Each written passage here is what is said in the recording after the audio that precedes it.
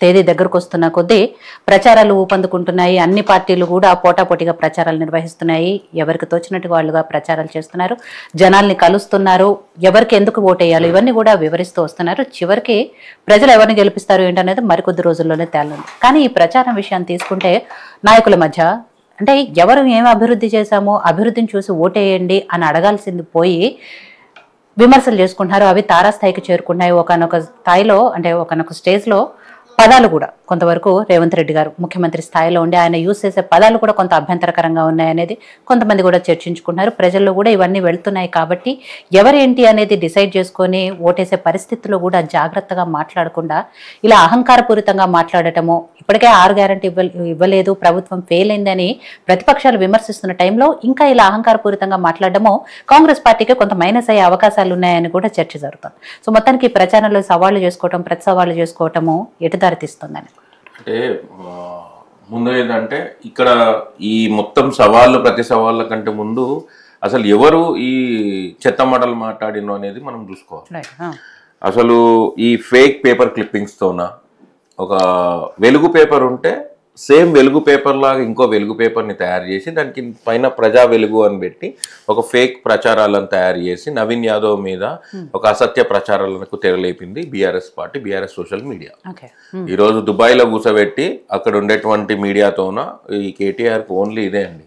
కవిత గారికి స్వయంగా చెప్పిండ్రు ఈ మొత్తం దుబాయ్ కేంద్రంగా నడిపిస్తారు అని చెప్పి. ఆ దుబాయ్ కేంద్రం నుంచి మొత్తంకి కూడా రౌడీ ఫ్యామిలీ అని ఇంకో రకంగా ఈ అభివృద్ధి చేయలేదని అసలు సిగ్గుండాలి ఇంతనన్నా. 12 సంవత్సరాలు 10 సంవత్సరాలు వాళ్ళే ఇక్కడ అధికారంలో ఉన్నది. మాగంటి గోపీనాథ్ 10 ఏళ్ళు ఎమ్మెల్యే. మళ్ళీ మాగంటి గోపీనాథ్ ఏం చేసిండో తెలియదా? మీకు పక్కలున్న మీకు మాజీ corporation education corporation chairman Sridhar రెడ్డిని అడిగితే తెలుస్తుంది. వాళ్ళ party social media convener Dinesh చౌదరిని అడిగితే తెలుస్తుంది. వాళ్ళ పార్టీల కార్పొరేటర్ గా ఉన్నటువంటి బాబా ఫసీయుద్దీన్ అడిగితే తెలుస్తుండే. పార్టీ క్యాడర్ శ్రీనివాస్ రెడ్డిని అడిగితే తెలుస్తుండే. సామాన్య కార్యకర్త ఒక చిన్న ఫోటో తక్కువ వేసిన ఇంటికి పోయి కొట్టొచ్చిండు ఆయన డయాలసిస్ పేషెంట్ గా ఉన్నటువంటి మాగంటి గోపీనాథ్. ఎవరు రౌడీయో ఆయనకు తెలియదు. అరే హైటెక్ సిటీలో మంచిగా ఉన్నటువంటి బిల్డింగ్లకు ఎన్ఆర్ఐలు ఎవరైనా బిల్డింగ్లు కట్టుకొని కన్స్ట్రక్షన్ చేసుకుంటే ఆ బిల్డింగ్లను రాత్రికి రాత్రి పేపర్లు మార్చి కబ్జాలకు ఈయన కొంతమంది మహిళలను ఉపయోగించి కబ్జాలకు గురి చేసిండే. నేనే స్వయంగా పోయి మాగంటి గోపీనాథ్ గారితో మాట్లాడిన ప్రగతి భవన్ నుండి ఫోన్ చేయించుకోను. పాలమూరు జిల్లాకు సంబంధించిన తెలంగాణ ఉద్యమకారుడిది ఒక 70 గజాల భూమి ఉంటుంది మేడం ఎర్రగడ్డల.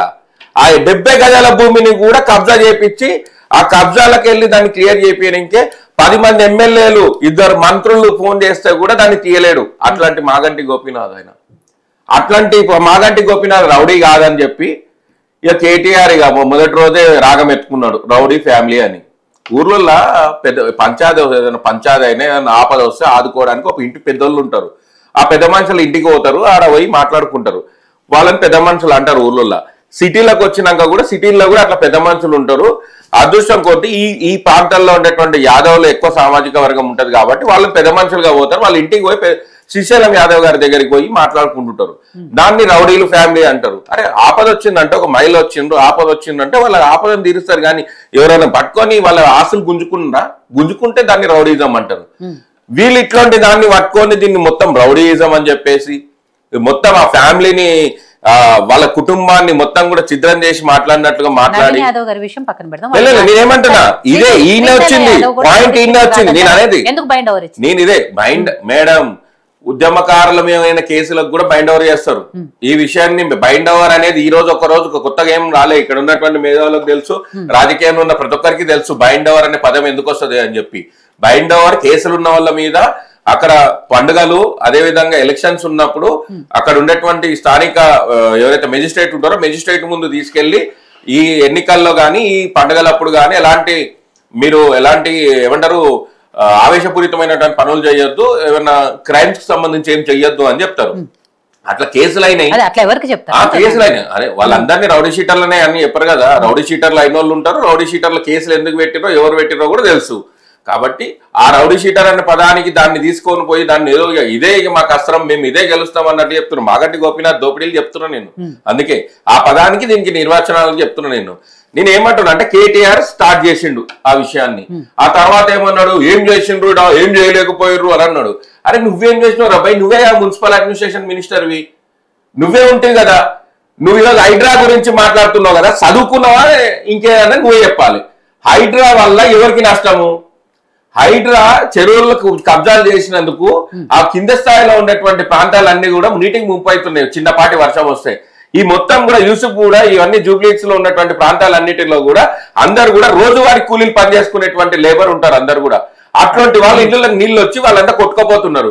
మీకు బుల్డోజర్ కావాలన్నా లేకుంటే ఈ కారు కావాలన్నా అంటే కారు వస్తే ఏం చేస్తుంది?